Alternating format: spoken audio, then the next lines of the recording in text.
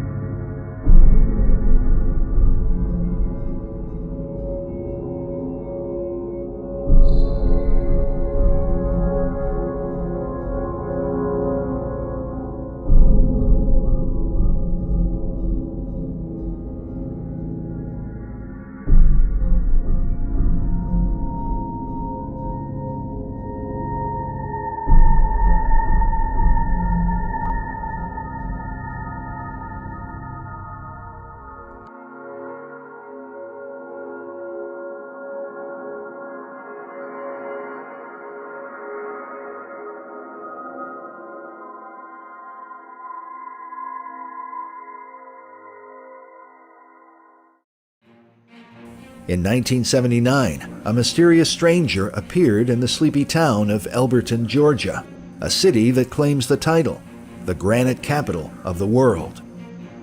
The man referred to himself as R.C. Christian. He claimed to represent a small group of concerned Americans who desired to erect a monument for the benefit of mankind. Written upon the granite structure are what are sometimes called the 10 Commandments of the New Age. Some believe they hold a sinister meaning. I've seen published tracts saying that those 10 guides are the 10 Commandments of the Antichrist. The most disturbing is the first, to maintain humanity under 500 million in perpetual balance with nature. With the world's population at well over 7 billion people, that would mean that many would have to die. What is he advocating doing? Killing everybody else in the world? And they interpret that as meaning favoring abortion and or genocide. It's the only way to get us down to 500 million people is, of course, the extinction of millions upon millions, billions of innocent people. Since 1980, when the monument was first revealed, clouds of suspicion have lingered over the Georgia Guidestones and those who built it. Conspiracy theories abound, along with accusations of genocide, globalism, and a New World Order agenda. Does it create sort of a dark cloud over Elberton? The short answer is yes. A lot of people have used the word scared to describe their feeling when they come out here. Somebody would say, well, they're going to have a sacrifice and they're going to have one of your cows up there. We heard that some witches have been out here. Yet despite the ominous overtones, the defenders of the Guidestones argue that R.C. Christian had no sinister intention when he designed the monument. There's been a lot of misinterpretations of the whole thing because of a few things in the wording of that monument. But who was this mysterious figure? And what was his true intention? A stone plaque written by the author tells us that the name R.C. Christian was just a pseudonym. For more than 30 years, researchers have speculated about the stranger's identity. Suspected candidates have included media mogul Ted Turner and Scientology founder L. Ron Hubbard. But now, for the first time in history, the secret identity of R.C. Christian can finally be revealed. Well, there you go. Whoops. That is a letter right there from Mr. R.C. Christian. You're kidding. And we have other letters that actually connect to the R.C. Christian that built the Georgia Guidestones. This is a double life if there ever was. I'm astonished. My uncle was a very intelligent man. Being told this is not a real surprise.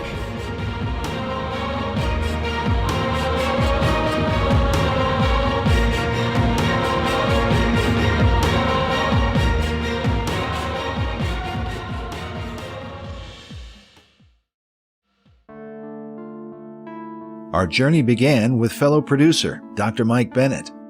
We went to seek out Wyatt Martin, the only living person said to know the real identity of R.C. Christian.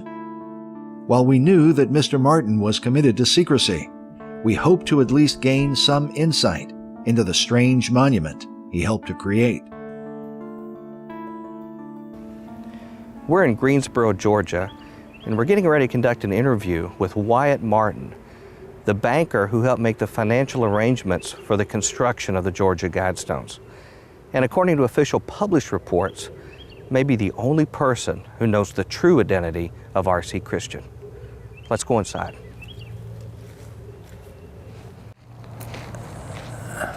How do you feel being part of the history? I don't even know it anymore.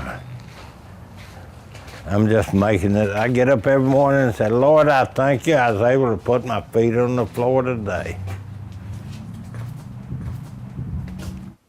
The one thing I assured him, I would never divulge who that family was.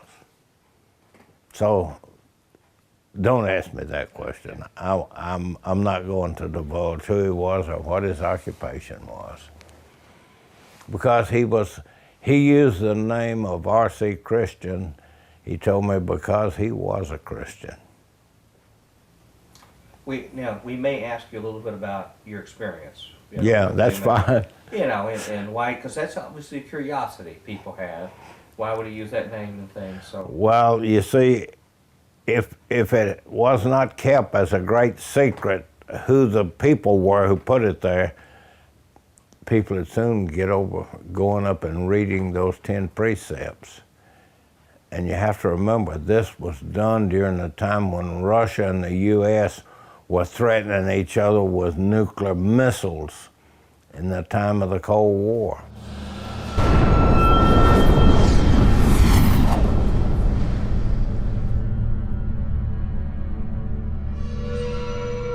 According to Wyatt Martin, the original purpose of the monument was to provide guidance for humanity in the event of a nuclear holocaust, one that might require rebuilding civilization.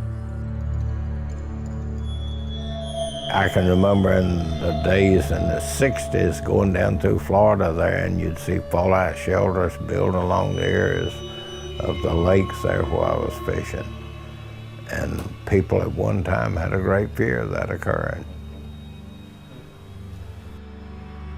We had to enlist the services of people that, like from the University of Georgia, to show us how to drill the hole up through the Norman Pole where you could look at night and see Polaris, the northernmost star. Because if this worldwide calamity had arisen, you could have gone back and found the northern star again. With the sun coming through the slots drilled down through the Norman Pole, when the sun rises on the shortest day of the year, it shines at a different angle through there, so you can tell the shortest day. On the longest day of the year, it'll shine out the other way, and you can therefore establish the calendar again, so you could reestablish the compass and the calendar.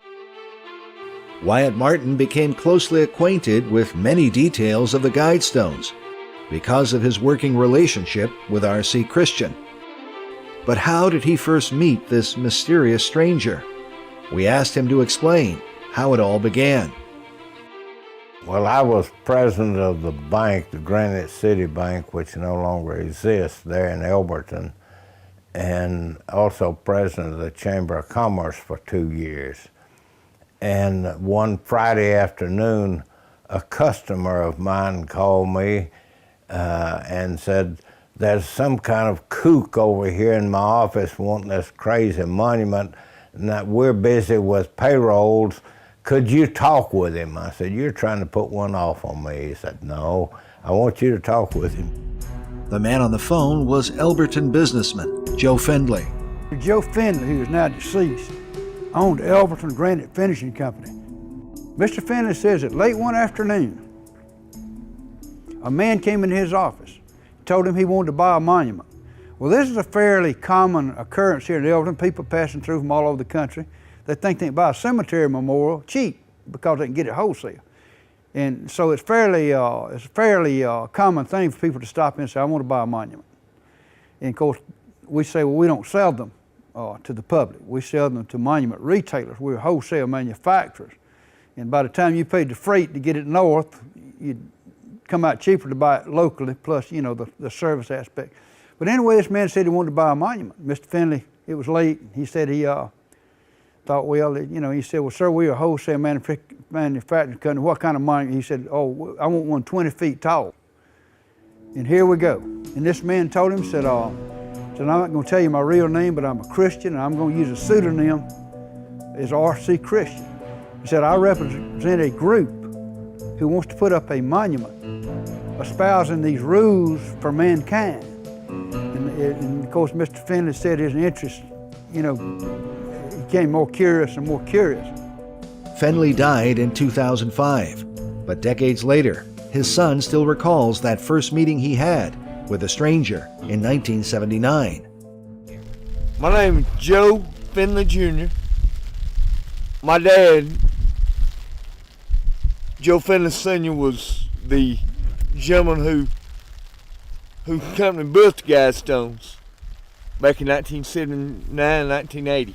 What was the scope, the total thing he was responsible for with the Guidestone project? The granite came from our quarry. We owned a quarry at the time, Pyramid Quarries, off Highway 72. Mr. Kersten, the spokesman for the anonymous group, said, "Mr. Findlay, I want to buy a monument," and he gave them the sizes, and they were huge, as you can tell.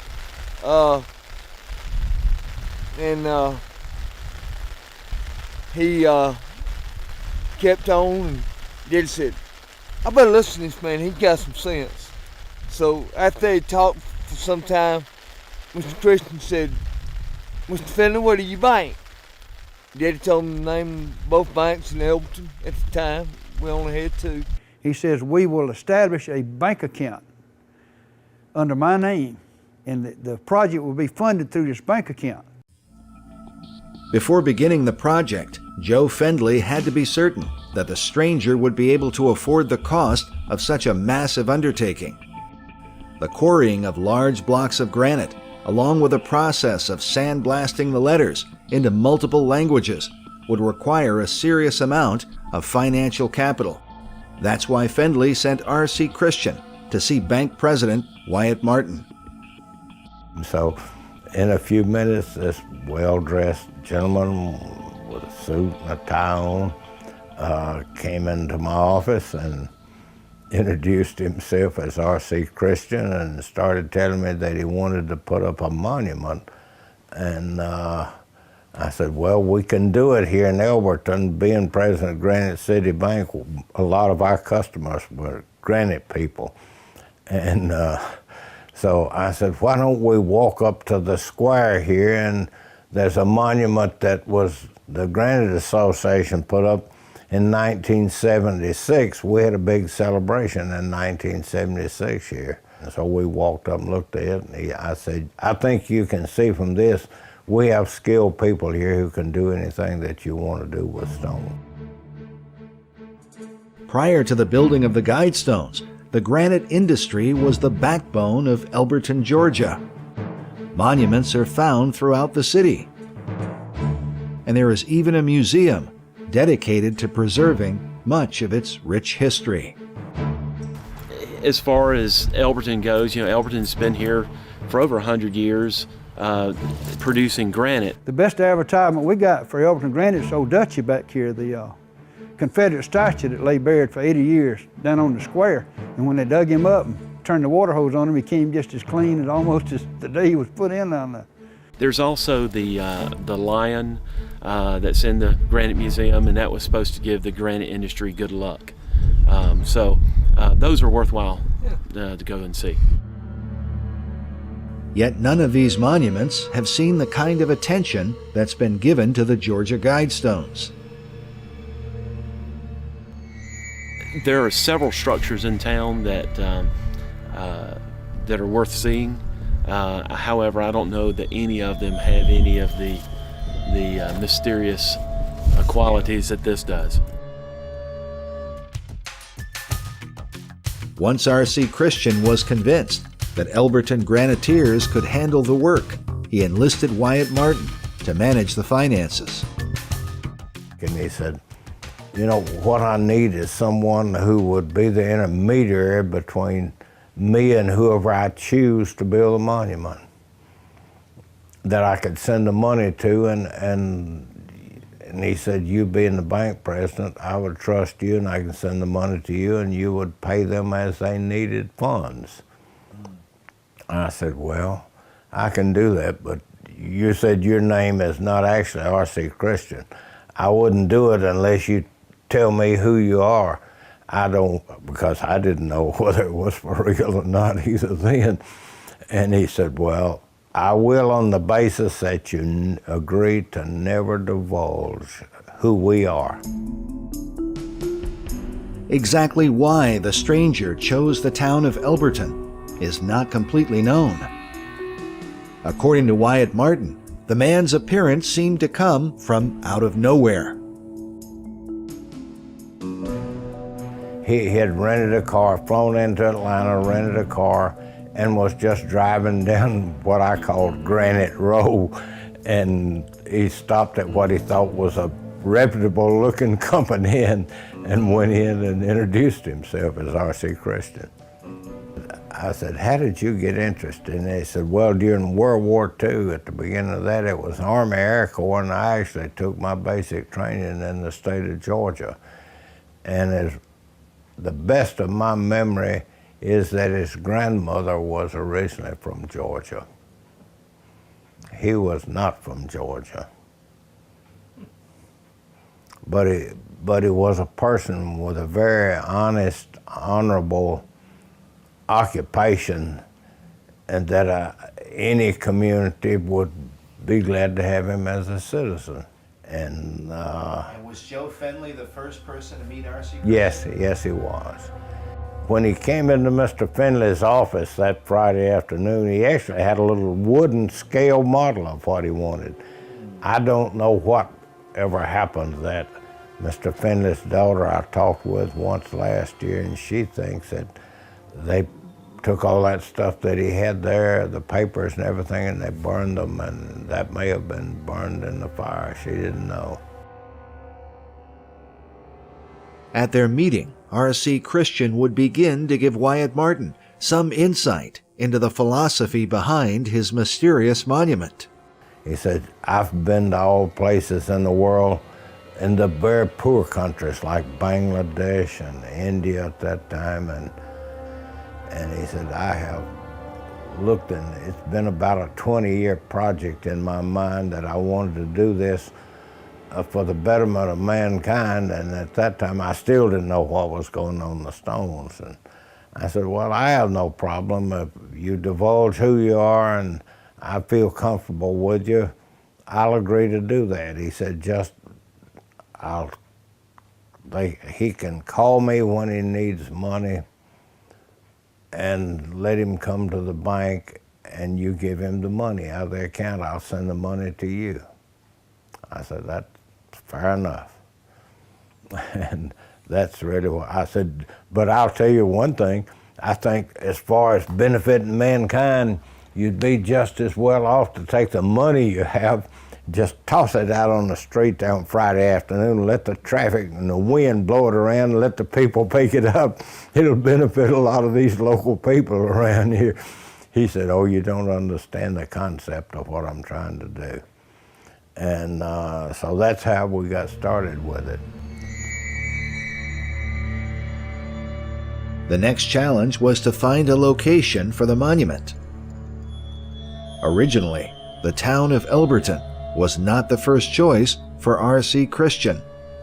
R.C. Christian wanted the Guidestones to be in another location in Georgia. He actually wanted it to be more correctly aligned with the sun. It would have been in Hancock County, which is the county south of us. And he wanted it to be in Hancock County, and he told me that he had actually gone over to Athens and chartered a little small plane over there with some fella and flew over the area. And he said, it's very wooded down there. I said, yes, you need this in a point where the sun shines through nice and clear. And I said, you know, a lot of that land is timberland. That's a sparsely populated county down there.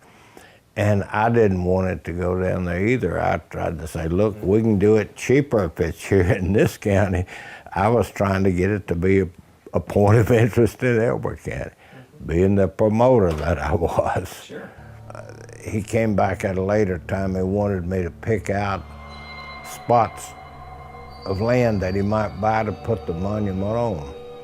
And I picked out about 5 places in the county and carried him around to see those. But now, the reason this site was selected, you're talking about big, big pieces of granite, immense weight.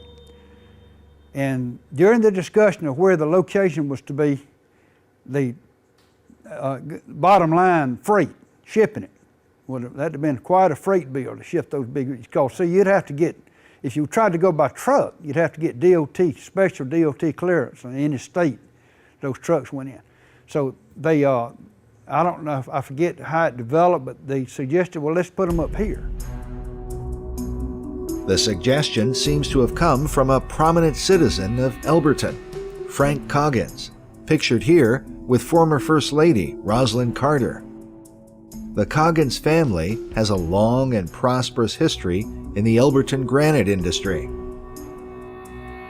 Frank Coggins was also the personal friend and sometime employer of Joe Fendley. Well, I was sort of Fendley's, what we call idea man, inspirational man.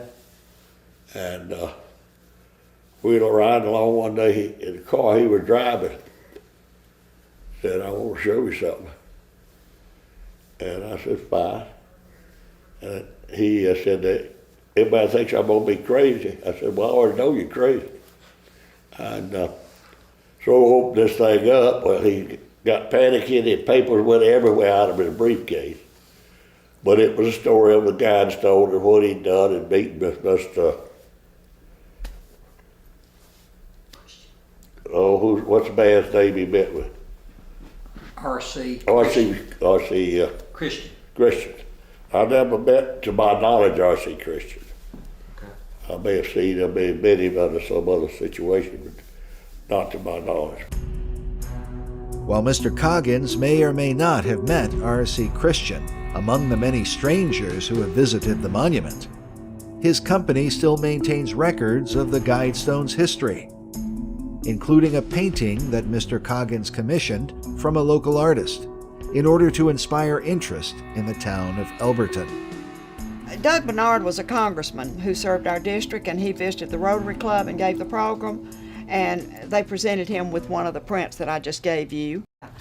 My name is Shirley McNeely. I was born and raised here in Elberton. I've been employed by Mr. Coggins' company for 57 years, and I sort of look after all of the finances, and I help him with real estate investments and managing all of that. So I've just administrator, and I'm president of all of the Coggins companies. And when I say all of the Coggins companies, we have a number of companies, and I act as president of all of them, and he is chairman of the board of all of the companies.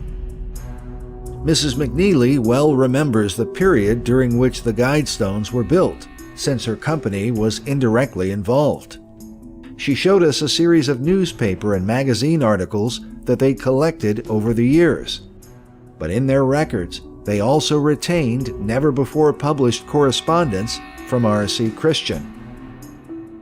Now, I have a letter that, let me see here, let me read this to you. This was dated in October of '79. Let's see if from we see Mr. this on the Christian. camera here.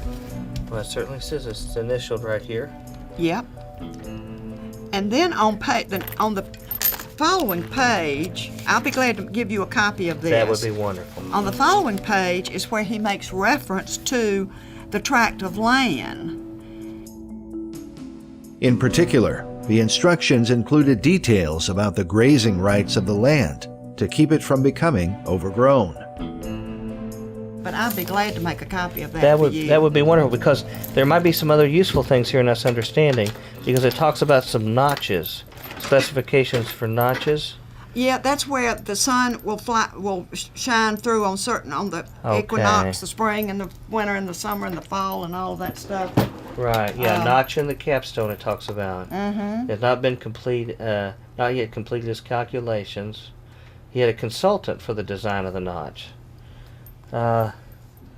This letter itself will answer a lot of questions for us. Excuse me. Right here. Well, great.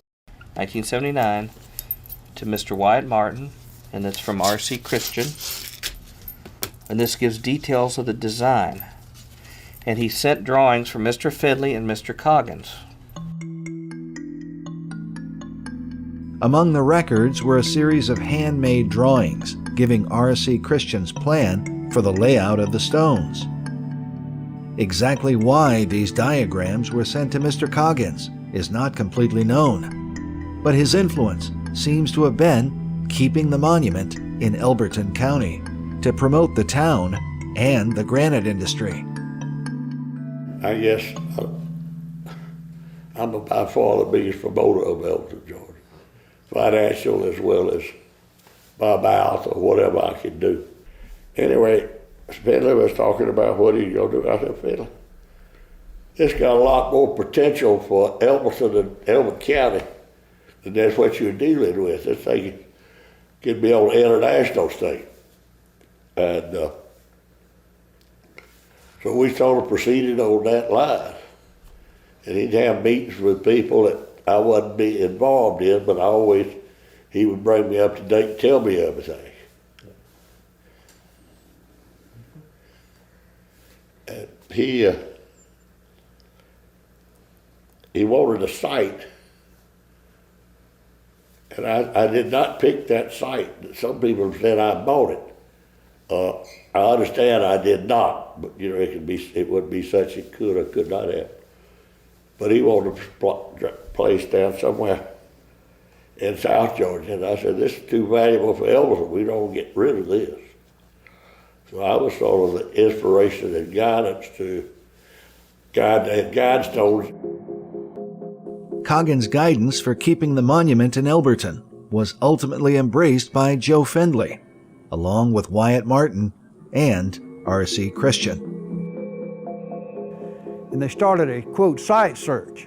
And Wayne Mullenix, who was a rancher and still lives out there near the Guidestone, he and Joe Findlay were friends, Mr. Findlay, who owned the granite company. He suggested a site out there near his home. So they went out there, and supposedly Mr. Christian said, this is fine, this will do it. Wayne Mullenix owned a construction company and had already been hired by Joe Findlay to handle some of the work on the project. Joe called and said he wanted me to give him a price on putting a foundation in for a large stone. And I told him when I got home that I would look at his drawing and work him up something. During the meantime, he told me that this was going to be set down toward the middle of Georgia or below Macon somewhere. So I was trying to get a price put together for him in order to bid the job. Of course, when we got home, I went by Joe's office because we're have been close friends. We're in the Masons and the Shriners together, and we've been friends for years and years. And did he tell you anything about? I would have guessed you'd probably wonder, what in the world is this? Who in the world wants this? Did he tell you anything about that? Well, a little bit, I guess you'd say. I mean, he said that the gentleman had come in to talk to him, and that he had a fictitious name, which was R.C. Christian. And of course, Joe didn't tell me anything about the man. I've never met the man. Haven't met him till yet. I guess being born and raised here in Elberton, you know a lot of the other people, and word started spreading, and they was wanting to know what I knew and what Joe knows, and of course we tried to keep everybody informed of what we did know, which wasn't a whole lot at the time. Evidently this project involved you, it got to involve you to a greater extent than just simply working on it. What transpired where it actually involved possibly part of your property? Because we didn't know where this project was going to be set. That was one of the things that I stayed on Joe pretty regular, and we had a deadline or a time frame that we had to get a foundation in the ground so the concrete could cure in order to set that heavy a rock on it. Do you have any other idea, any more specifically, where this gentleman wanted them originally? It was my understanding it was to go below Macon, somewhere toward the middle of the state, due to lining up with certain degrees with the moon and the stars and the sun. I never knew where. I mean, we never had any idea. And that Mr. Christian was looking for that location, and that he had been all up and down trying to find what he wanted, which was to be on the crown of a hill with no trees surrounding it, and where you could see it from all points. And he just did not find that location. When I walked in Joe's office that morning, of course, you know, being friends like we were, I didn't sit and wait to get to see him. You know, I just walked right in, and we were sitting there talking, and I said, Joe, you know, we don't have but a week or two. We've got to start this. And he said, well, let me do some checking. And I said, you know, out there at my house, you know, would be a good place. And like I say, Joe and I are real close friends. And he said, are you serious? And I said, well, I think it would suit the requirements that he is asking for. And it wasn't just a day or two that Joe called me back and said that Mr. Christian was coming and that he would like to look at that site. And I said, well, if you need me, call me.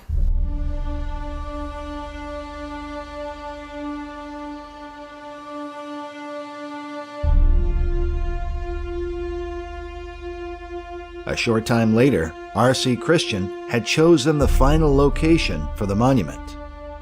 Up on the hill where it is there, where on a clear day you can stand there and see the mountains in Toccoa, which is 50 miles away. And he said, this is it, buy 5 acres from this man. So he sent me the money to buy 5 acres of land. There's in a pasture there from this fella, and he said, let him have grazing rights. I got the phone call, said that's where he wants it.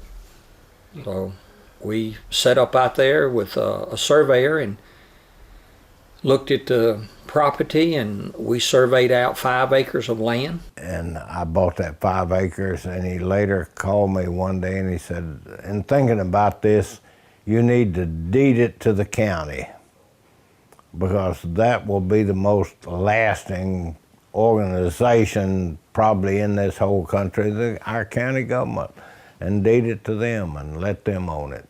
So I did that. I deeded it to Elbert County, and they own that piece of property.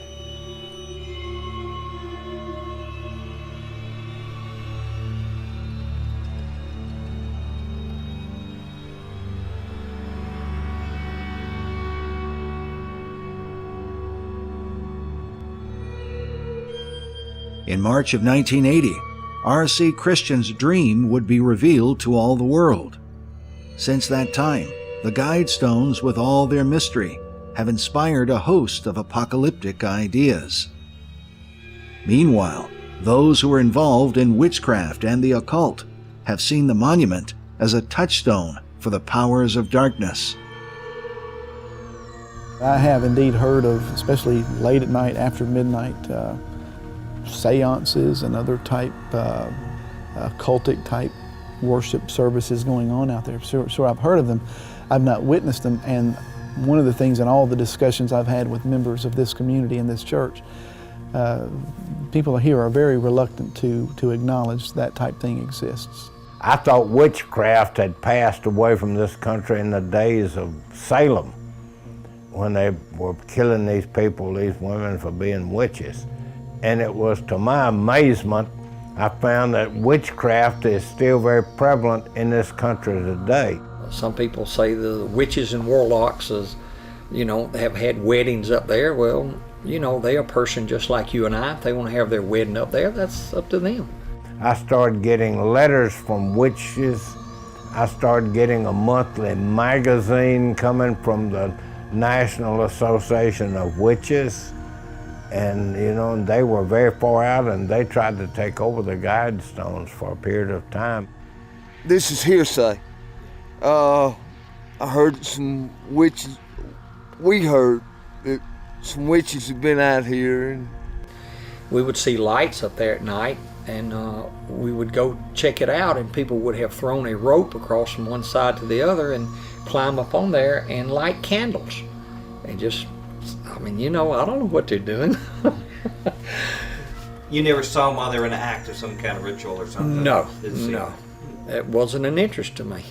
The biggest thing that ever concerned us is somebody would say, well, they're going to have a sacrifice and they're going to have one of your cows up there. That kind of disturbed me. Now, why did they say they'd have a ritual here? What is it about this place that they think is sacred? I have no idea. I think it just it's almost like an icon now. It's just like something that pop culture, something that's mysterious, something they don't have in their town or even in their state. They can't afford the ticket to go see Stonehenge. This is kind of closer, and America has their own Stonehenge. That's right. It's been dubbed as the American Stonehenge. So, and there's enough mystery and weirdness about it. And of course, there's a slot that comes down. The sun supposedly, there's a space on that nominal center stone that's dressed, meaning smooth, and the sun rays project at different times. Now the critics say that slot is based on the design of pagan altars, and that's a drain hole. And I'm not going into detail. You can imagine what the theory behind that is. One of the ministers there in Elberton even said that he expected them to actually, kill somebody up there one day, and just that really got things going and caused all kind of wild thoughts to come into people's minds. I recall the old statues of the Incas and the Mayans in Central and South America where they performed human sacrifice centuries ago. Only later did the Stonehenge come to my mind. I figure as long as the monument sits here in Elbert County someday, that the people in Elbert County will have to face the fact that probably sacrifice will take place there. While there are no confirmed reports of human sacrifice, the words of R.C. Christian continue to stir the curiosity of critics. What did he intend by his assertion of maintaining a world population at a certain level? He said from his research, 500 million people could live on this planet with adequate resources and have a great life. That's where he came up with that figure. Because that was one of the detriments, I'd say, one of the things on the wording that caused so many people to start getting angry, alarmed, afraid of it, was over the wording there of that 500 million people. Did he happen to mention how he would suggest how to maintain it? Because that causes a lot of confusion with people. How would you maintain it? What would be your technique? Did he talk about anything about birth control or any of those things? No. Never did. While R.C. Christian may not have revealed many details to Wyatt Martin, in 1986, some 6 years after the monument was finished, he would explain the Guidestones further in a book titled Common Sense Renewed, published under the name Robert Christian. The book was reportedly sent to every member of the U.S. Congress, as well as to several thousand political officials and shapers of public opinion throughout the world. In this work, Mr. Christian left little to the imagination. He clearly related the title to revolutionary writer Thomas Paine. Over 200 years ago, a perceptive Englishman, Tom Paine, summarized his beliefs in a tract entitled Common Sense. He appealed to reason as the proper tool for resolving our problems peacefully. Today, the world is confronted by increasing portents of nuclear war. It is essential, more than ever, before that, we explore every means for rational, non-violent resolution of worldly frictions. Once again, we must look to common sense to find new pathways to peace. While preaching peace and the concept of reason, his concerns quickly turned to the subject of population control. We live in a time of great peril. Humanity and the proud achievements of its infancy on earth are in grave danger. Our knowledge has outstripped wisdom. We have controlled disease, but have not regulated our numbers. R.C. Christian went on to express his concerns as a conservationist and made it clear that the real problems of the environment were the fault of having too many people. As the world enters the last decade of the 20th century, public concern is being directed to environmental pollution, the destruction of tropical forests, the greenhouse effect, and to impending shortages of many ingredients needed for high material living standards. These problems are only symptoms. The basic cause is obvious to most educated people. It is the human overpopulation that is already upon us. Unless and until there is general recognition of the evils of overpopulation, we can make little progress toward building an age of reason.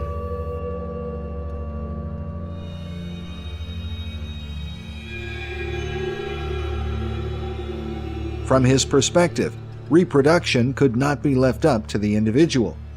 Controlling human numbers would require government oversight.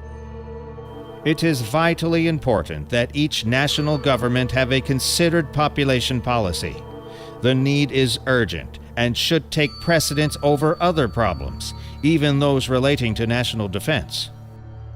Overcrowding human beings in conditions of squalor and ignorance is dehumanizing.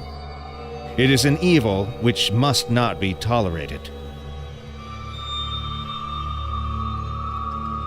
Mr. Christian went on to recommend measures currently taken by the Communist government of China. He said, "A few generations of single-child families will make possible dramatic improvements in living standards. Excesses in childbearing often result in degradation and poverty. A reduction in total numbers is essential to maximizing the potential of every human being."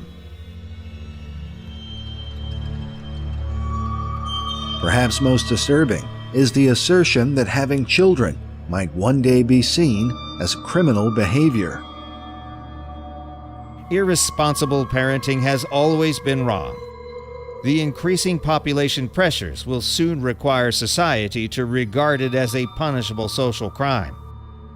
The Georgia Guidestones monument encourages humanity to establish a limit for human numbers.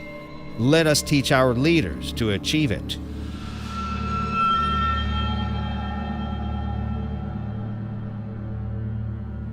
Once Common Sense Renewed was published, there remained little doubt as to the views of R.C. Christian.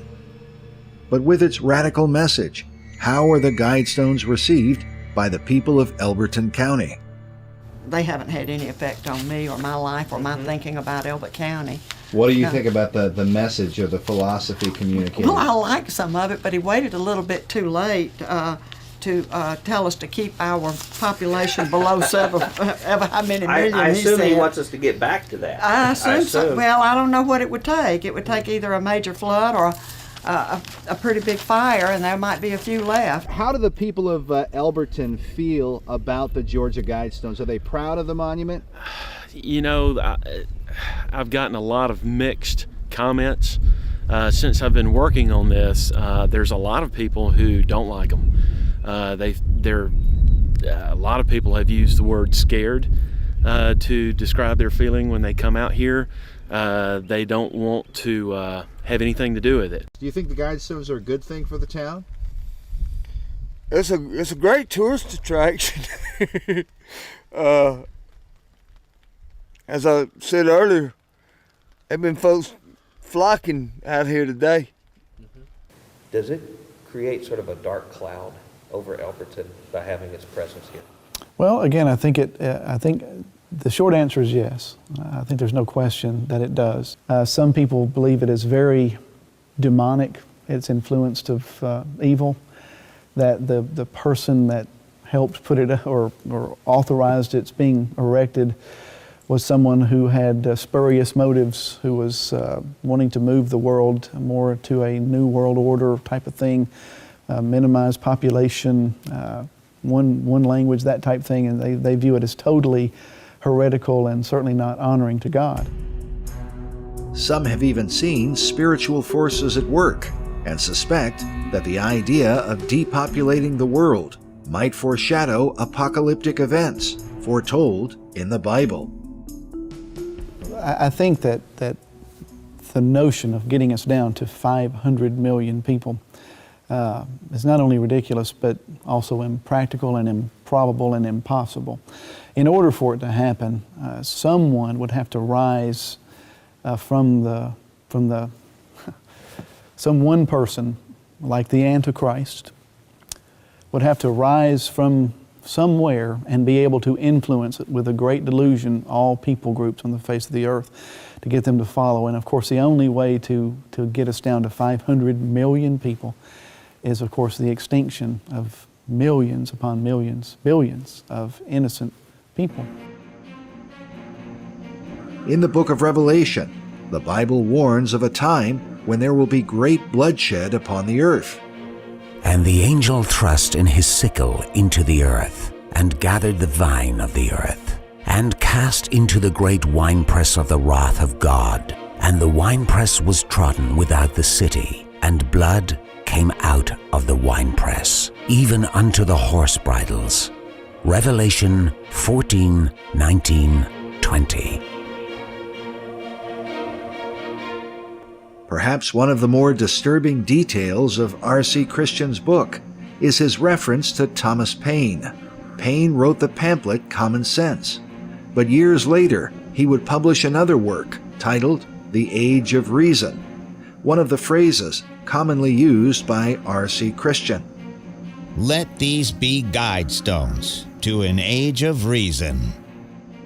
Well, as you read further The Age of Reason by Thomas Paine, you'll find that they seek an age that is bereft of any Christian influence, that the common Christian thoughts of closeness to God, personal relationship with a living and supernatural God, and the kind of influences that the Christian world would have on the world, a world that includes mercy, that includes a value of every human being, no matter how many human beings there are, caring for those who are different or maybe not considered productive members of society. All of those things do not fit in the world in the Age of Reason. Thomas Paine's Age of Reason was a work that specifically denounced Christianity and called for the abolishment of all religion. It is strange that R.C. Christian would make use of this phrase while claiming to be a Christian. Now, did he ever talk about his faith as a Christian? No. He just told me that he used that name because he was a Christian. So that I accepted that and went on with that. But he never elaborated during dinner No. or anything? We were always, the short periods of time that I was with him, we were always discussing the facts about the Guidestones and how to get them built. Well, the reason that I mentioned it, I think the reason that a lot of people think it's significant is because Thomas Paine's book, The Age of Reason, was really a denunciation of Christianity. That he was saying that he believed the stories of Jesus were a fable, that the Bible was a corrupt book. He's mocking the virgin birth of Christ and so on. and the idea of the miracles of God and whatnot. And saying that he thinks basically that Christianity is no different than the pagan mystery religions. Boy, he's in a tough place today, isn't he? A bad place. Because I saw the Lord. I know he's there. There's no doubt in my mind. No doubt in my mind. I feel very privileged that I was able to see the Lord in this vision. You know, not many people have ever had a vision like that. And it was amazing to me that I was able, that he revealed himself to me in such a manner. And that influenced me the rest of my life from that day forward. I'll tell you, it strengthened my faith a lot. I already had a pretty strong faith from all the years I had been in church and taught Sunday school and everything, but when he revealed himself to me and talked to me, there was never any doubt about where we were going if we didn't live our lives right. Because this is a short period of time compared to eternity. I want to be able to spend that 1,000 years with him when he comes back on this earth and sets up his kingdom here.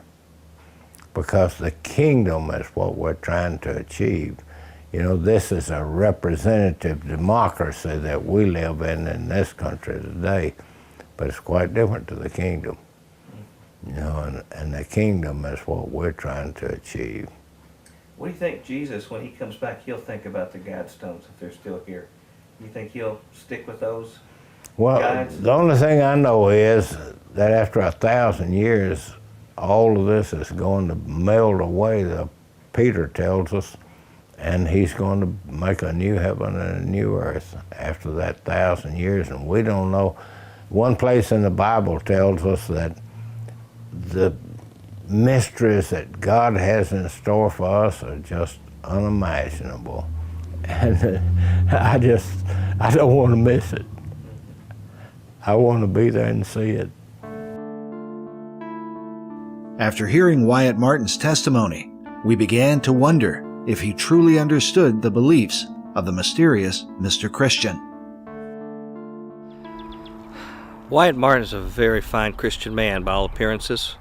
A gentleman who also assumes other people are gentlemen. And he takes a man at his word. The man says he's a Christian. He believes he is a Christian, like many of us do. I don't know if this is an example of a time where maybe we all need to be a little bit more discerning about issues like this. Because when we see the information directly here on the Guidestones, and with a little bit of research, you find that there's more here than meets the eye.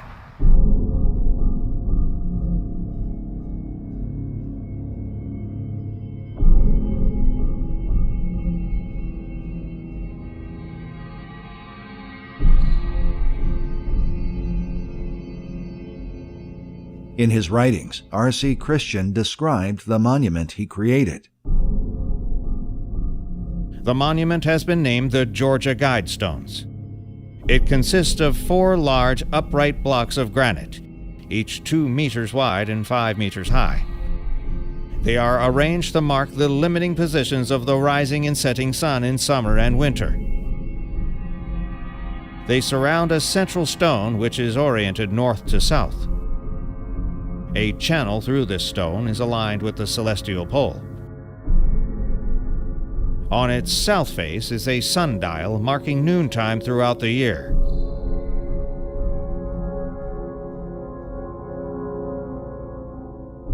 The capstone is inscribed with an appeal to reason in 4 archaic languages. The 4 languages on the capstone are Sanskrit, Babylonian cuneiform, Classical Greek, and Egyptian hieroglyphics. The languages are described on the stone plaque nearby, along with a translation. They read simply, "Let these be guidestones to an age of reason." The 8 languages chosen for the 4 main slabs are Russian, Chinese, Arabic, Hebrew, Hindi, Swahili, Spanish, and English. He had to pick the major languages in the world to do that. Incredibly, the translations were mostly done through the United Nations. We had a man who lived in Elberton at that time that was from Pakistan. And he was at one time a member of the ruling group in Pakistan. But people from all over the world would drift in and out to the big parties that he had there. And one weekend, the ambassador to the UN from Pakistan came and spent the weekend with him. And he called me and he said, maybe if you talk with him, you could get him to get these translations you need, because I had to ask him if he could translate them, and he didn't know all the languages. And I went up to his house and met the ambassador, and he agreed he'd get the translations done at the UN for me, and we got them from the UN. So the translations came directly from the United Nations? From the people there. They translated the English over. That we had a young Chinese person who lived in Elberton that translated the Chinese for me. Wow. The rest of them came out of from people at the UN. The 10 commands or guides that were provided by R.C. Christian read as follows. Maintain humanity under 500 million in perpetual balance with nature. Guide reproduction wisely, improving fitness and diversity. Unite humanity with a living new language. Rule passion, faith, tradition, and all things with tempered reason. Protect people and nations with fair laws and just courts. Let all nations rule internally, resolving external disputes in a world court. Avoid petty laws and useless officials. Balance personal rights with social duties. Prize truth, beauty, love, seeking harmony with the infinite. Be not a cancer on the earth. Leave room for nature. Leave room for nature. Because of its controversial message, the Georgia Guidestones have attracted visitors from all over the world. Yet many have wondered, where did the author get the inspiration for these 10 guides? He said he just came up with them over a period of about 20 years, that his thinking had been about doing something after he had traveled through the world and seen all these places, that he wanted to do something that he thought would benefit mankind. And he said, I came up with these principles like that. Yet the mysterious nature of R.C. Christian has given rise to a host of theories about what or who is really behind the stones. Sure. Yeah, just say your name and say it's okay for us to film. Dave, and what I've heard is these monuments were put here by maybe the Illuminati, Bilderberg, someone at Spectrum in there, where they want to basically control the world. I've been told it's like the satanic 10 commandments. I've been told that it has all sorts of ties to a group called the Illuminatis. I've been told that there's another group that was founded in Germany in the late 1500s. People grasp for anything mysterious they can get their hands on. They grasp for any kind of government cover-up or anything like that. This is not any of that. This is just one man's view on things.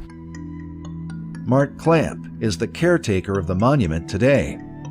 His company is responsible for removing the graffiti and chemical stains from vandals who deface the stones, believing they are a symbol for evil.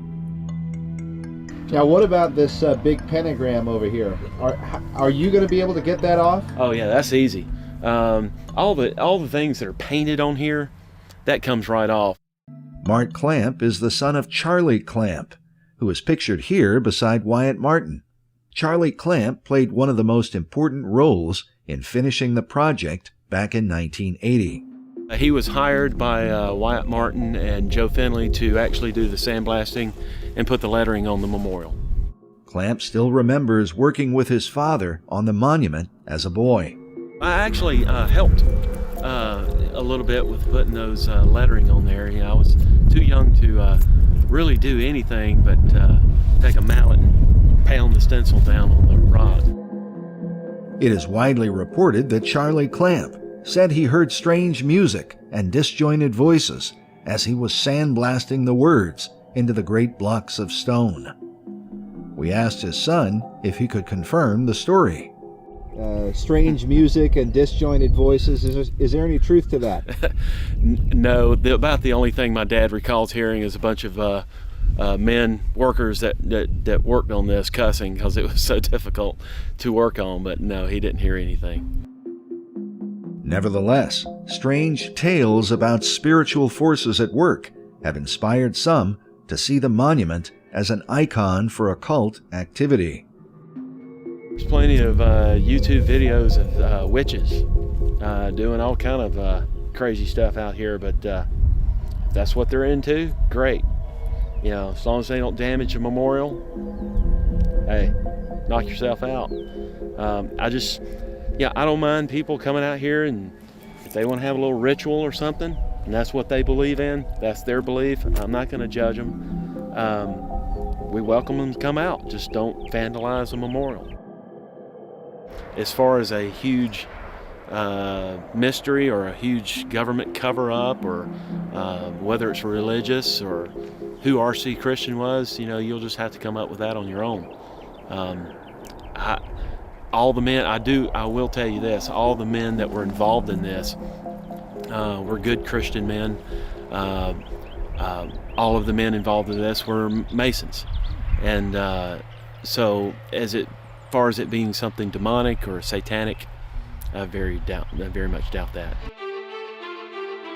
Because so many Freemasons were involved in building the Guidestones, some have thought that R.C. Christian might have been a Mason, or that the monument is based on Masonic philosophy. While Joe Fendley was a Freemason, Wyatt Martin was not. We asked Mr. Martin about the involvement of Masonry or other secret groups. Was there any involvement with groups like that? No, not that I ever knew of. There was a Masonic lodge there, but in Elberton, but they were never involved in it, and I don't think they ever were. I never knew whether he was a Mason or not. I never asked him. Some people have thought that and come up with a theory that Freemasonry did it, but I don't believe so. It also says there's a time capsule buried under that flat. Is a grave marker, actually, that some people a number of years ago used to put a solid slab of granite over the grave. And but there was never anything buried under that slab as far as a time capsule. I doubt seriously there's anything buried over here. Here it says, time capsule placed 6 feet below this spot, and you're saying the time capsule was never planted?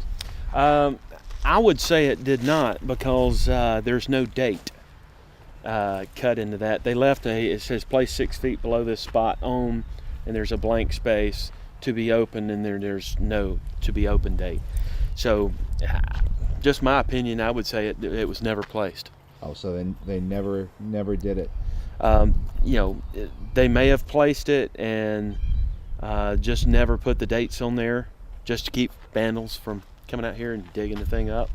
But my opinion was probably never put down there.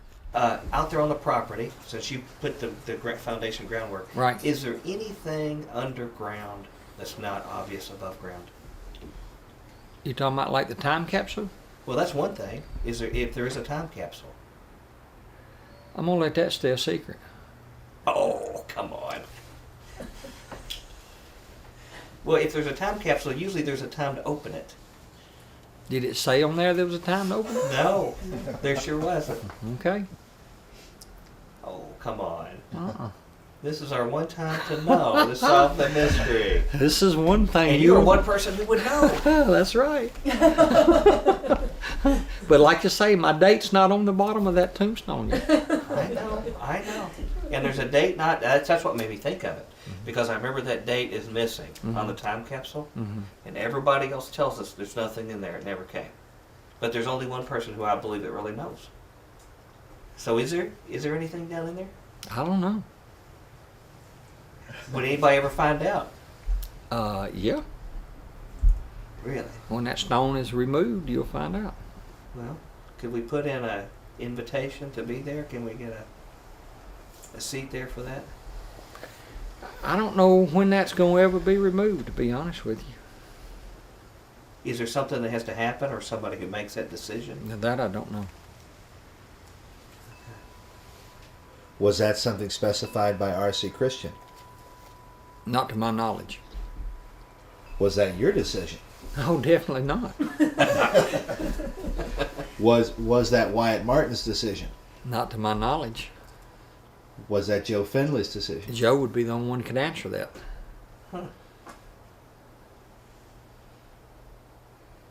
So, and he's not here. That's right.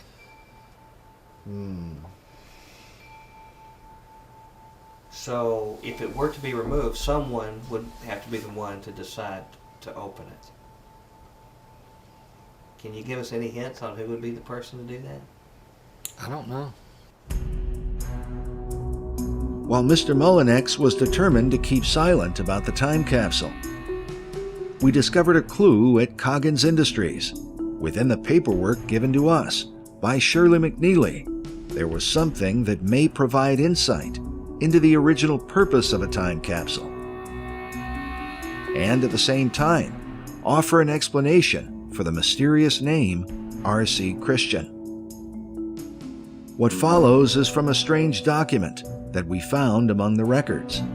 The wording of it does not read like the other writings of Mr. Christian, and seems to have been composed by someone else, perhaps another member of the anonymous group behind the Guidestones.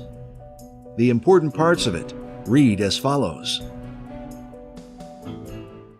To whomever comes upon this presenting, contained herein are keys that have been awaited to be placed here in proper sequencing and in proper order, to announce the return and the activation of those events of prophecy that signal these events.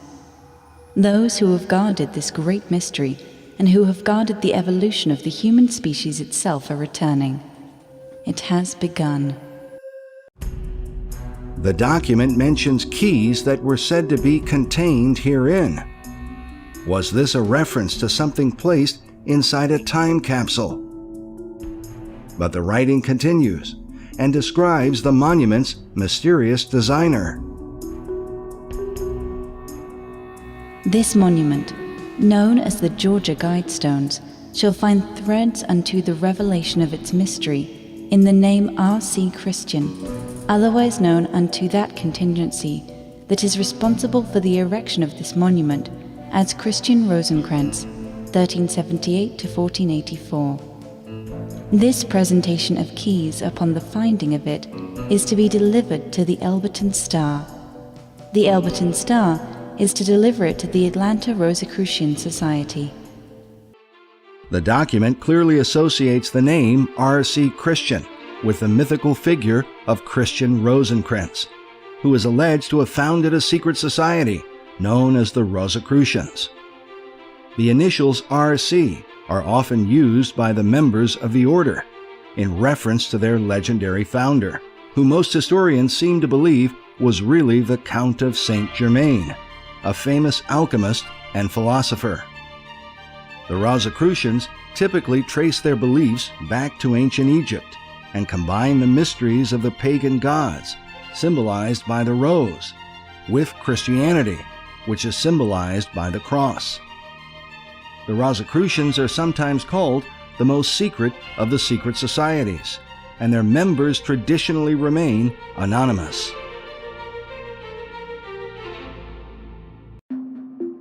Was R.C. Christian a Rosicrucian? Could this explain why he chose to maintain a secret identity. We spoke with the Elberton Star newspaper, who told us they know nothing about the message and have never been given any mysterious keys.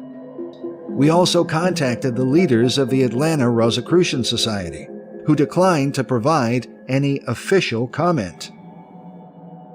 Yet the Rosicrucian connection links the Guidestones back to Freemasonry. The 18th degree of Scottish Rite Masonry is known as the Knight Rose Croix, or Rose and Cross. Some believe the philosophies of these two groups are nearly identical and promote confidence in man rather than trust and faith in God.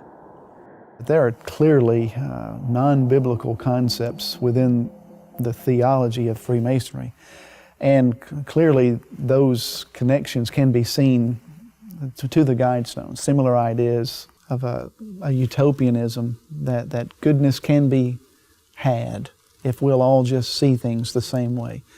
When you look at the Guidestones, there are a lot of isms that are there. And the biggest ism that I see is secularism, that mankind has the solutions to the problems of the world.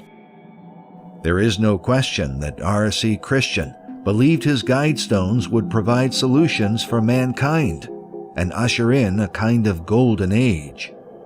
In his writings, he said, I am the originator of the Georgia Guidestones and the sole author of its inscriptions. Stonehenge and other vestiges of ancient thought arouse our curiosity but carry no message for human guidance. The Guidestones have been erected to convey certain ideas across time to others. We hope that these silent stones and their inscriptions will merit a degree of approval and acceptance down the centuries, and by their silent persistence hasten in small ways the dawning of an age of reason.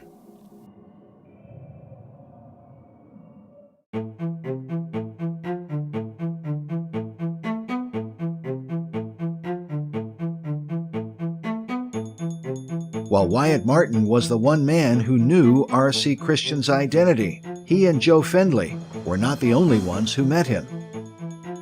Hudson Cohn was the editor of the Elberton Graniteer magazine. A personal friend of Joe Findlay, Mr. Cohn was directly involved in promoting the project on behalf of the granite industry. He claims to have met R.C. Christian some years after the project was finished. I did meet Mr. Christian, or a person purported to be Mr. Christian, several years later. Mr. Findlay called me and said, would you like to talk to Mr. Christian? And naturally curious, I said, sure. He said, well, if you'll agree not to try to question him about what his real name is, and his background, said he'll agree to meet with you. So we met at a restaurant, and I would have guessed that he was from the Midwest. I mean, that was kind of the accent that I thought he had. And he said he represented a group of like-minded conservative Americans from this area where he was from, which of course I didn't try to question as to where, because that was part of the ground rules for me interviewing him. He had a series of drawings of stones similar to the pieces of the Guidestones out there, and he said they hoped to establish another, like a ring around the current stones, but money. He said we would have to get money. Apparently, the cost of the project was far greater than Mr. Christian anticipated. In a letter to Wyatt Martin, he said, Dear Mr. Martin, I have received your letter giving price estimates for our proposed monument. Naturally, I am quite disappointed that the total figure is so much greater than the estimates given me at the time of my visit to Elberton. Mr. Findlay originally guesstimated a total cost of $35,000 to $40,000 erected. I will now have to make some changes. I have eliminated the pyramidal top because of costs. I believe any builder should be able to build the foundation alone for less than $2,000. I was once a concrete worker myself. Among the papers from Coggins Industries is another drawing showing the proposed outer stone circle. This diagram also includes the mention of a sunstone for the Atlanta Masons. However, the money was never raised for the additional stones. And he ventured that they would try to go to corporations or organizations that were concerned about environmental things such as overpopulation of the world and that kind of thing, and try to get them to give money to finance the additional pieces for the Guidestones area. I remember he said he'd been at, the reason he was down this way, he'd been at the Joyce-Kilmer National Forest, and I believe that's in North Carolina. And there was a virgin stand of a hardwood tree that he was interested in. And that's why he went to this forest. And there were several other things that I picked up on that made me believe he was like a botanist or somebody interested in plant life, because he would use the scientific name for trees and all, which I was not familiar with. And instead of calling it like an oak tree, he would use a botanical name for it. One other thing I remember distinctly, he was very concerned about population control. And, you know, overpopulation in the world, which would lead to catastrophic, you know, hunger, et cetera, et cetera. And the reason I recall that particular part was because he said that one of the like foundations that they would go to try to get money to put more stones up, and he mentioned groups such as people concerned with overpopulation of the world. And being a Georgia conservative person, I immediately thought about United Nations types. But now people said, well, what did he look like? Well, Mr. Christian, I said, well, he was bald, about like myself, except he had white hair up around here, had real sharp features, very sort of quiet type person, you know, and he was not a witch doctor, psychic, fortune teller, voodoo type person at all. I told him, I said, well, some people have said that this is a point for a place for devil worship. No, just the opposite. And he would, you know, he said there's nothing sinister about it as far as any sort of satanic, anything like that, you know. I think any time you have an air of mystery about something and there's no explanation as to what it is, people start adapting their beliefs either for or against it. While R.C. Christian maintained his secrecy after the Guidestones were completed, it is reported by Joe Fenley Jr. that at one point he wanted to reveal himself to the world. About 7 years ago, I believe it was now, Mr. Christian called Daddy one night at home. Said, Mr. Finley, this is R.C. Christian. I'm ready to reveal myself. Tell you who I really am. Daddy said, I don't want to know. I've gone all this time, didn't know who you were. I don't want to know who you are. So Daddy died not knowing. And I don't want to know. I don't really care. This interview was recorded in March of 2010, which would mean that the phone call from Mr. Christian took place about 2003. After the Guidestones were completed, the mysterious stranger continued his correspondence with Wyatt Martin, who revealed to us that the man who called himself R.C. Christian had passed away some years before. His son called me a few months ago and told me that his father had passed away several years ago. His father and mother, he said, were both deceased now. And I told him, I said, well, you know, it's kind of amazing. I'd mentioned to my wife once last year that I assumed they had probably passed away due to the fact that up until that time, once or twice a year, we would exchange letters back and forth about how our families were doing and what we were doing in life. And I said, all of a sudden, I didn't hear from him anymore, and I assumed that he had probably passed on. Can you tell us what year R.C. Christian passed away? No, I won't discuss that. That's a very private thing with his family, and so I don't think I should discuss that. It's been a few years ago.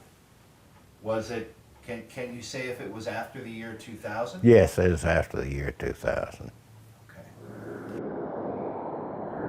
It is well known that Wyatt Martin is committed to taking the secret of R.C. Christian to his grave. But could there be any available clues to who he was without getting a direct answer from Mr. Martin? In 2009, a Wired magazine article reported that inside Mr. Martin's garage was the hard-sided case of an IBM computer, stuffed with every document connected to the Guidestones. Is it possible that Wyatt Martin retained possession of this computer case? It is the old IBM computer case that I bought my first computer in 1983. Was a pretty good sized case. And so I put everything in that old computer case and it's stored. How did the story get out? Isn't it a part of the official story that all of the paperwork was destroyed? Well, from what Finley's daughter told me, they burned all the stuff that her father had. Oh, okay. So they burned Fendley's stuff, but not necessarily your stuff. And he told, Mr. Christian told me to destroy mine, but I had an idea that I'd write a book about it and just kept delaying it and never did. I was going to be able to go back and get certain dates correct and things of that nature, and I never did do that. And now it's too long. I'm too old now to do it. Wow. Now, have you got the IBM computer case out in the garage or somewhere nearby? I do. Would you be willing to show it to us? No. You don't have to open it. Would you be willing to just show us the case? It's under a lot of furniture out in that building out there. Oh, okay. Be difficult to get to till we move up some furniture out. Okay. Mike, you want to move furniture? You wouldn't let us move the furniture, would you? Yeah, you can if you want to, but it's just in that old IBM case. After further discussion, Mr. Martin agreed to show us what he has never shown to anyone else.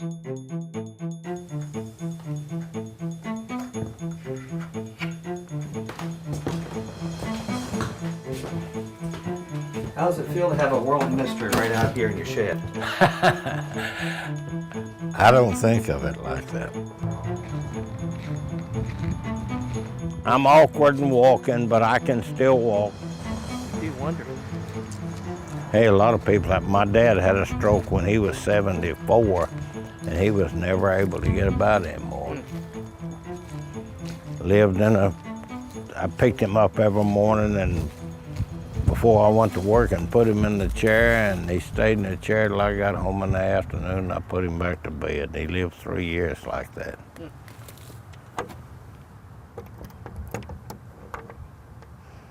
Had an older brother who landed on the beach at Normandy on D-Day.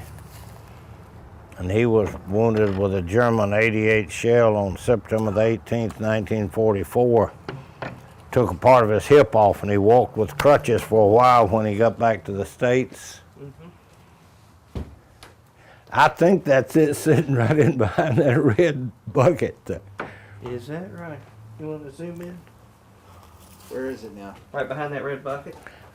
The black? You just move the red bucket over and you can see it good. I can't motivate around much if you can do that. Just so you can see it with the camera. It's heavy. Oh, it's not too bad.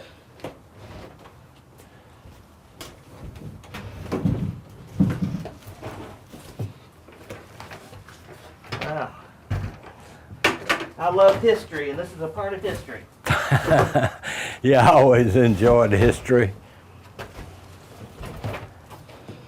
The best grade I ever made in college was on world history.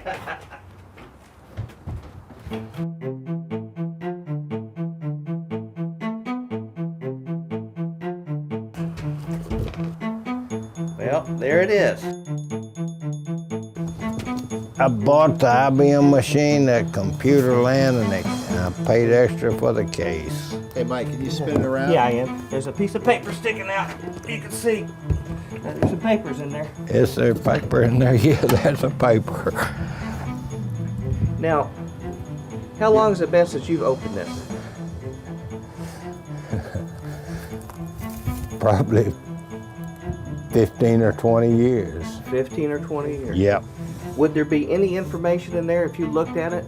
You would remember some things to tell us on this documentary? I don't think any more than what I've told you. I don't think it. Most of it is just drawings and correspondence and records of where I received money, and the money was sent to me from various cities of remailing services in the United States because he didn't want it to come from his town. But you hope to use this to write a book, maybe? I thought about it one time, but I've gotten old now. And my eyesight's not as good as it was anymore. I can look at it and see things singular now, not double like I was. Do you think you might have somebody help you put this together? If you think it's a big chore? Your book? It'd be a big chore. I've lost interest now. It's kind of over with me. What about a museum? You think a museum? No, I use wouldn't let him see any of that because I might have his address and name in there. I probably do. Well, that's something you could always take out and leave the good stuff and out for the museum. Look through it. Yeah, it's been 20 years probably since I've opened that case. I've just carried it with me every time I moved. When I moved to Florida, I moved it to Florida. When I came back, it came back. Well, you know, this documentary means to be the one for all of history. We'll have from the horse's mouth what the real story is. So if there's anything you think that could be part of the missing story that we'll never get, unless you take a peek of it, I can give you a hand with it. Otherwise, that's the only thing that you'll never get is what I won't tell. I've told you everything else. Okay. Everything that's in here, that you can share, you've told us. Would you be willing to open the case and not show us any of the papers, but just let us see that there are papers? You might turn that case down if it'll still open. Yeah, let's see here. Sure it would. Well, there you go. Whoops. It's got papers. It's the real deal. Probably got a few of my tax returns on the top there too. Got a few other things, huh? Yeah, I may have put some tax returns in there. Bank statements. I kept all my bank statements. You can see those over there. Yeah. And here's you can see correspondence. You had all your, I assume, is that just... That is a letter right there from Mr. R.C. Christian. You're kidding. Where's this? This one right here. Just show him. Here's the...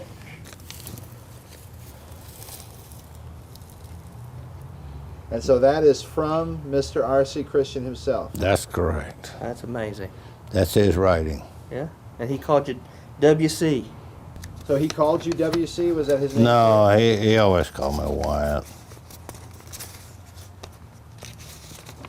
Let me look at it just a minute. He went open heart surgery 2 months ago. He had open heart surgery like I've had. Poor thing. I'm old enough, 78, to remember the days of the Dust Bowl. Amazing. Wow. Huh. See, he says, I believe that the message of the Guidestones will not receive adequate attention until the problems of human overpopulation become more critical. In the meantime, there's little more that we too can do to spread their message. Hopefully, the monument will endure long enough to help direct attention to the core issues. And he sent me packages of things to mail to other organizations. Yeah? That he thought would help to spread the word about the Guidestones. The more prominent ones that he mentions there? Any of them you recollect? I don't remember them. Huh. I wonder if they were like UN organizations. Beyond that, I will not be asking you for any other task. You have already done a magnificent job. That you managed to do so while successfully managing a bank was a really impressive performance. I doubt that the complicated task could have been completed without you. With best wishes to you and Miss Martin, I'm sincerely, Robert Christian. That was in 1998. And he stuck with his nomenclature. Herbert Christian. Can you show us his handwriting without revealing anything? It's pretty. It's really pretty handwriting. It just says Robert Christian on it. I don't see why there'd be a problem. That's all it has is Robert Christian. But it doesn't say Ted Turner on it. No, and it's not your handwriting. No. So it can't be you. It's not mine.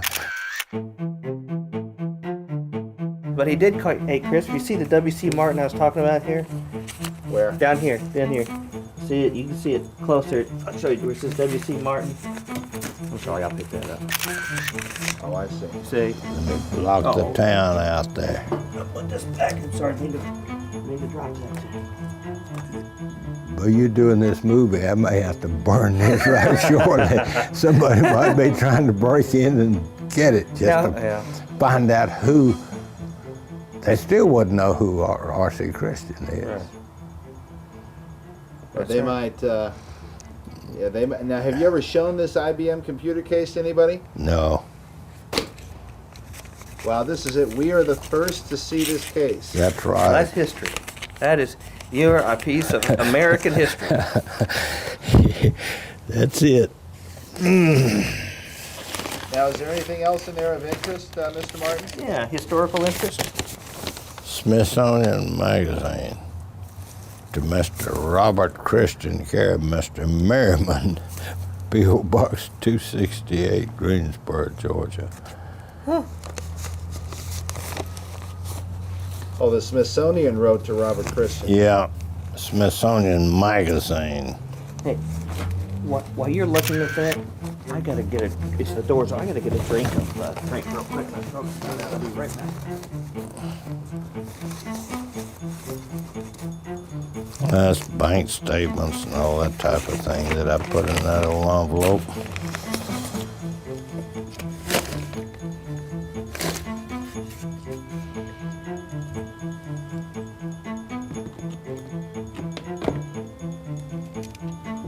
It's finished.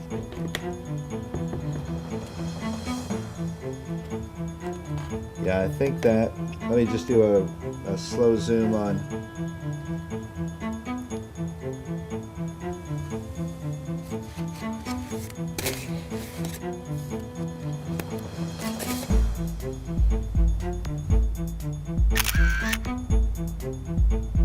Oh, that's the day we took that lie detector test. Where now? Right here. There's some more of Mr. Christian's writings. It can be stated that the individuals who sponsor the project are loyal Americans who believe in God and country. They wish to remain unnamed because the appeal of these stones is to all mankind and is not sectarian or nationalistic or in any narrow sense politically. The stones must speak for themselves, and to all who would take note, they must appeal to believers and non-believers everywhere at all times. Translation should stress brevity and concise accuracy. The English version has been carefully trimmed no less than 100 words. Other variations should strive to do so in the name and the same translation. Huh. Yeah, he mentions the Hebrew up here you talked about. Yeah. Yeah. Now that one letter that you read was dated 1998. Yeah. Did he stop right after that, or did he send you any more letters? I probably got a letter, seemed like maybe like an 01 or something, about the last time I ever heard from him.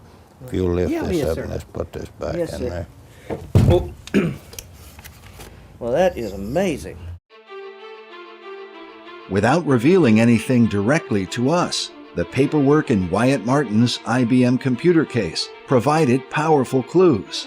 The first was the name of a Mr. Merriman, who was somehow associated with R.C. Christian. The next was the mailing address at 730 Raywood Drive in Fort Dodge, Iowa. Could this be the address of Mr. Merriman?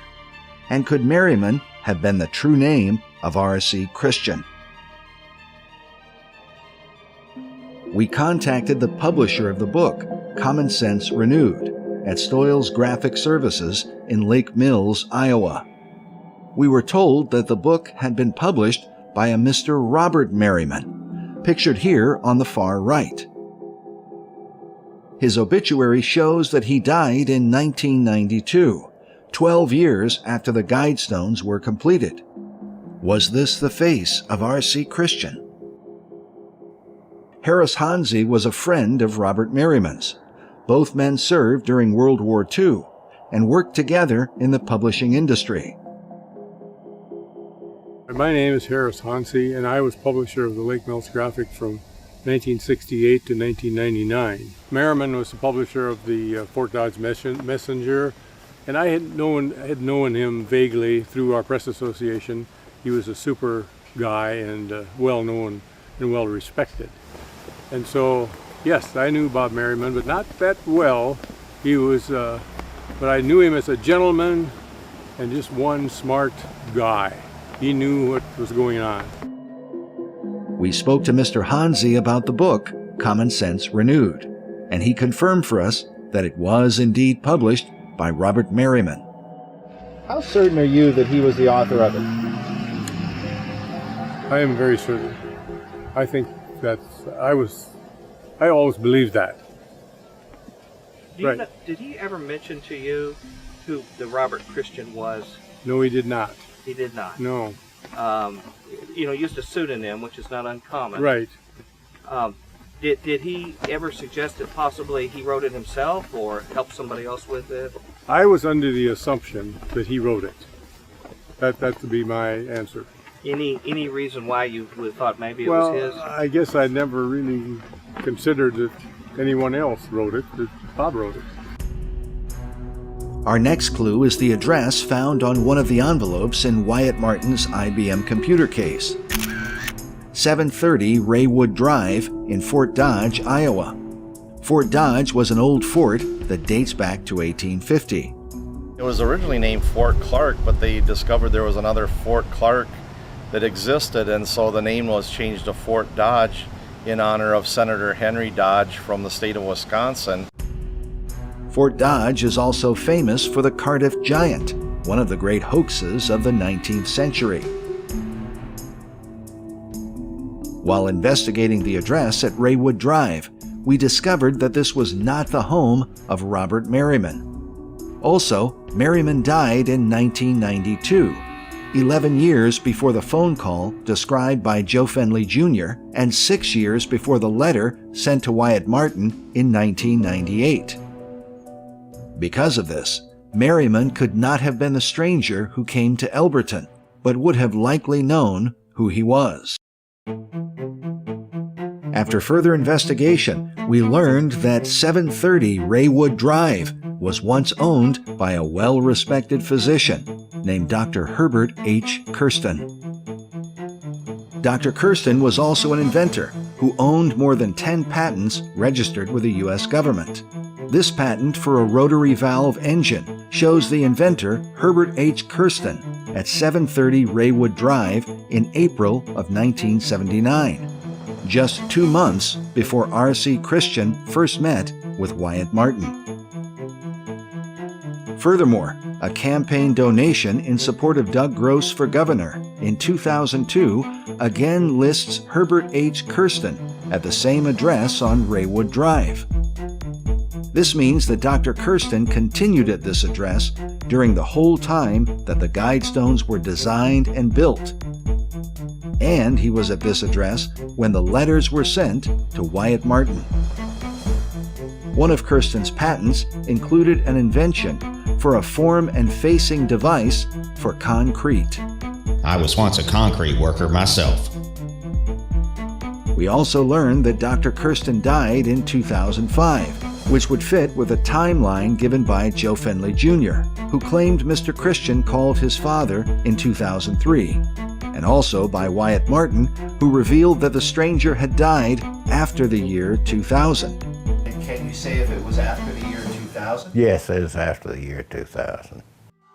In his letter to Wyatt Martin, Mr. Christian revealed that he was 78 years old in the year 1998. I'm old enough, 78, to remember the days of the Dust Bowl. This would mean that R.C. Christian would have been born in the year 1920. Could this have been the same year that Dr. Kersten was born? We went to his grave in Fort Dodge to find out. That's fine, I might fit it. Yeah, glad to meet you. Are you a Fort Dodge gentleman or not? A what? Are you from Fort Dodge? No, No we're from out connections of at all? town. Nope, not at all. The caretaker was a lifelong resident of Fort Dodge and was very familiar with the Kersten family. Dr. Kersten came from a long line of physicians that maintained a medical practice in the city for 74 years.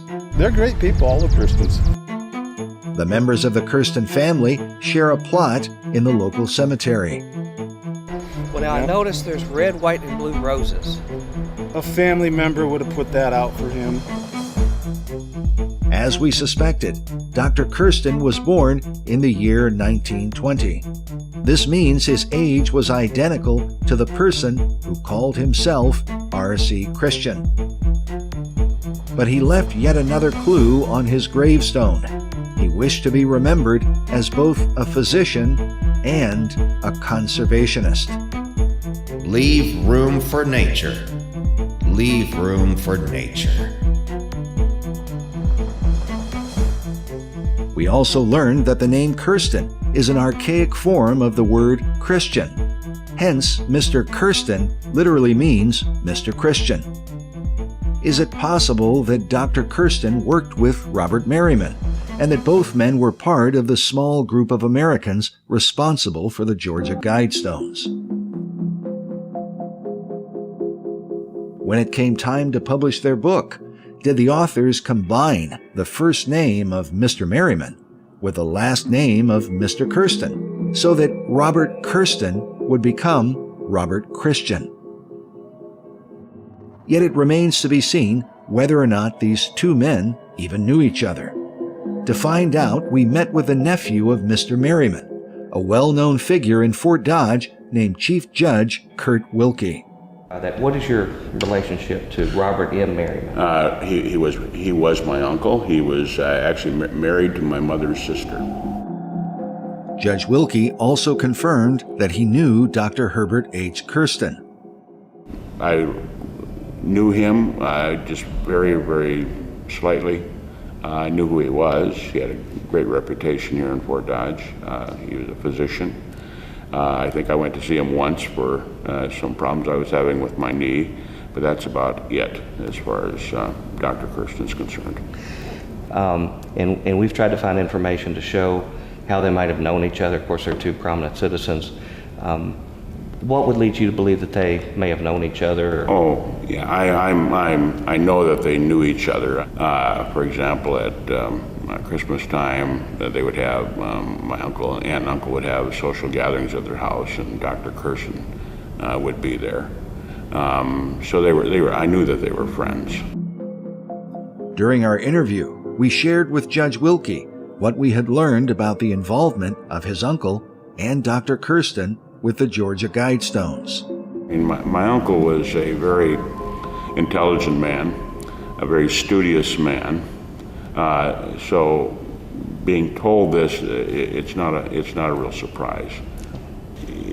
From what your investigation was, that Dr. Kersten had some ideas about working on this project down in Georgia, and that he might have wanted to maintain some secrecy about his involvement.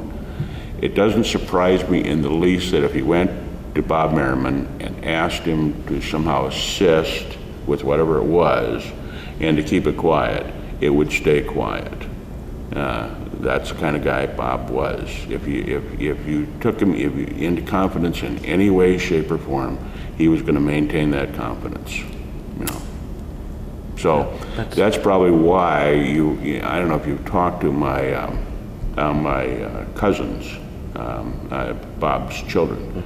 But they probably don't know anything about this because he wouldn't divulge anything to anybody if somebody asked him not to.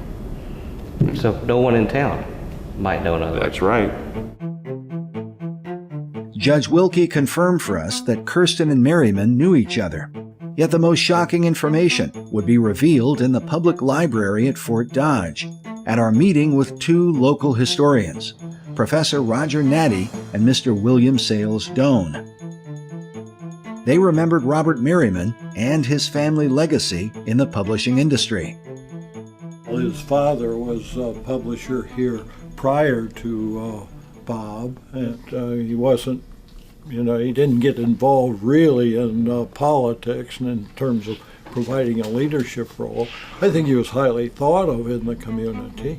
They also remembered Dr. Kersten, and that the two men had worked together on a project in Fort Dodge. There is a direct connection to Dr. Kersten and Mr. Merriman. Please share that with us. That's very important to us. Dr. Kersten decided he was an architect. And this is Dr. Herbert Kersten. Right.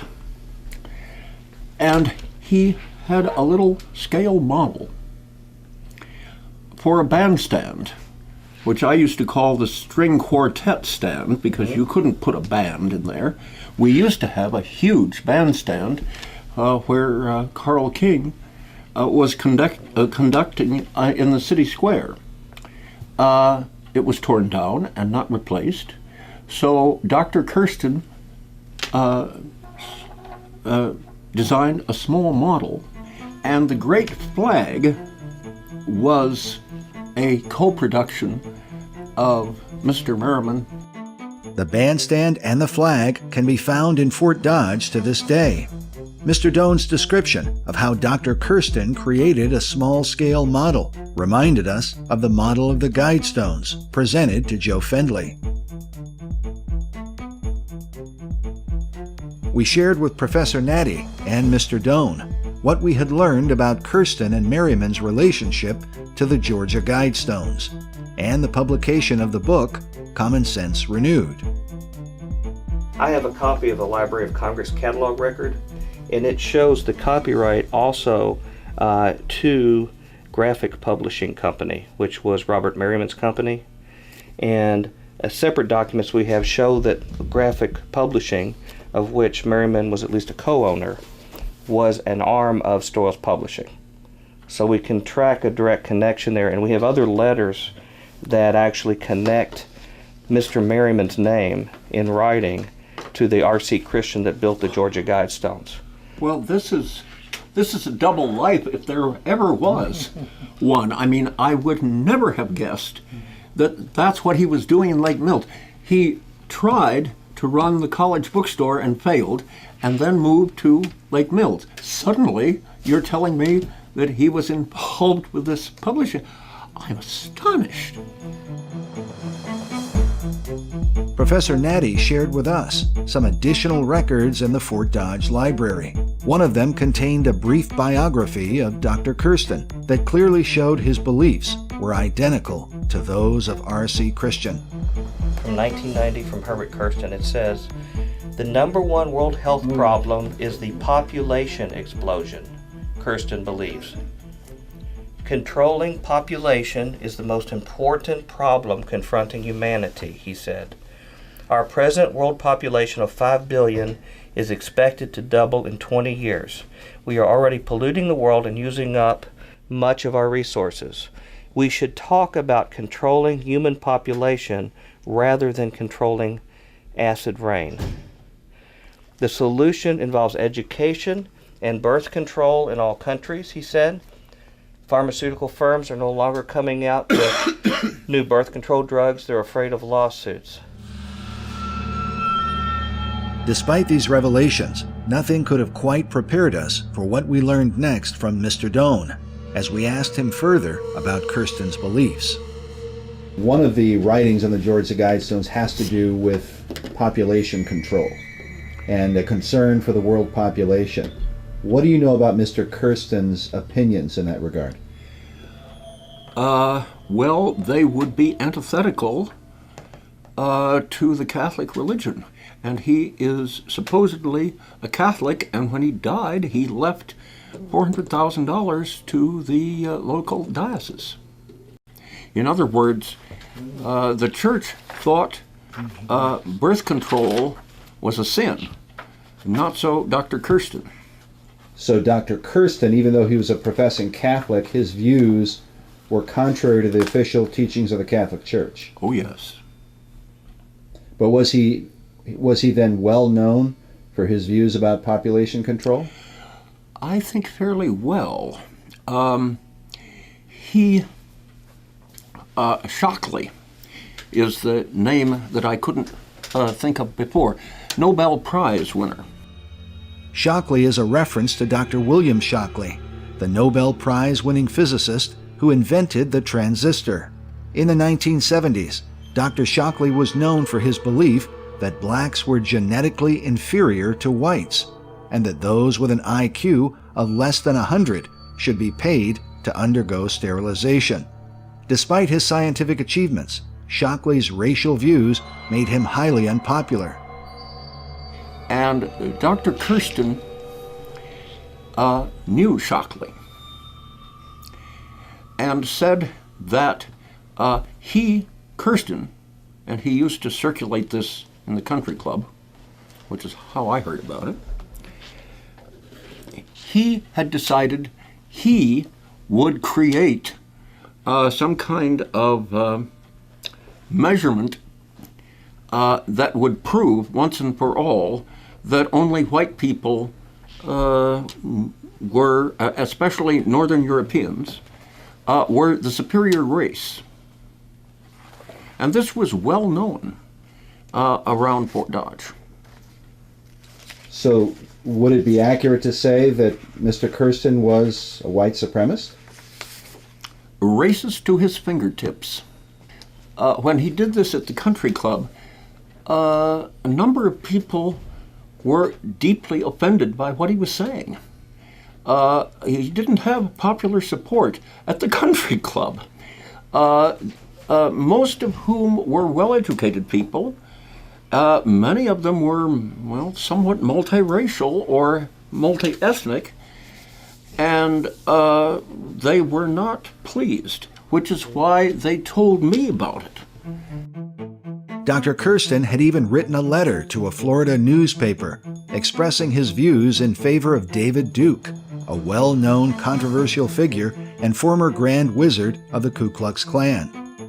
A letter that I downloaded from the Sun-Sentinel newspaper in Florida.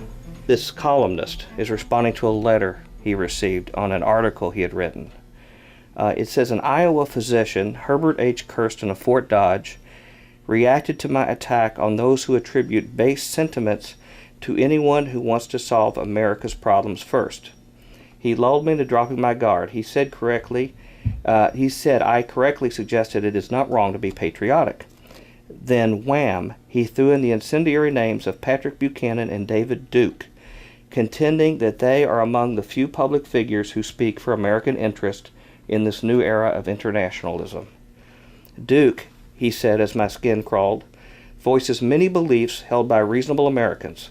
It is unfortunate that more acceptable public figures are not pushing similar views. So, now David Duke, the one we're talking about, is the gentleman who was the Grand Wizard of the Knights of the Ku Klux Klan.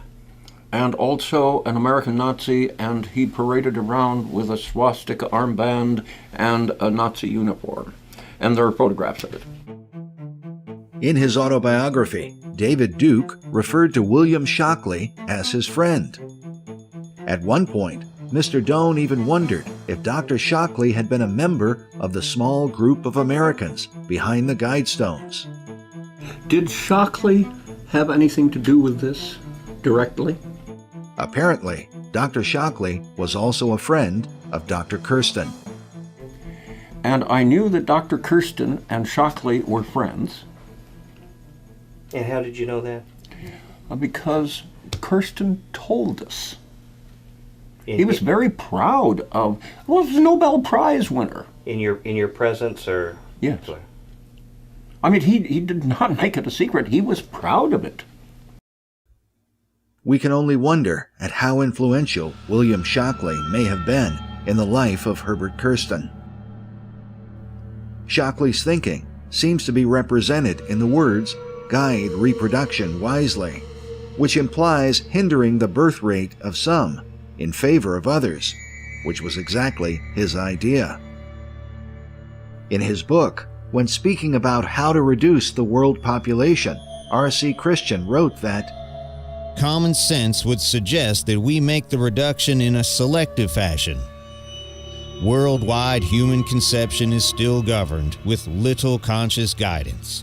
Many talented and productive individuals are constrained to limit their reproduction, while at the same time we provide subsidies that encourage childbearing by the indigent, the lazy, the irresponsible, and the inadequate."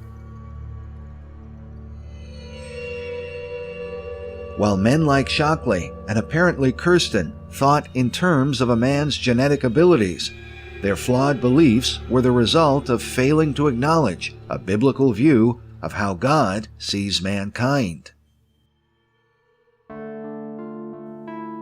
The declaration of Christianity is that God's salvation is for all the nations of the earth. Jesus said, "Go ye into all the world and preach the gospel to every creature." It is for this reason that Christianity teaches mercy and compassion toward others, regardless of how they might be perceived on a man-made scientific scale. The concept of an age of reason, as envisioned by Thomas Paine, would be a frightening prospect for humanity. A world devoid of Christian charity would likely be a world that would usher in another Holocaust.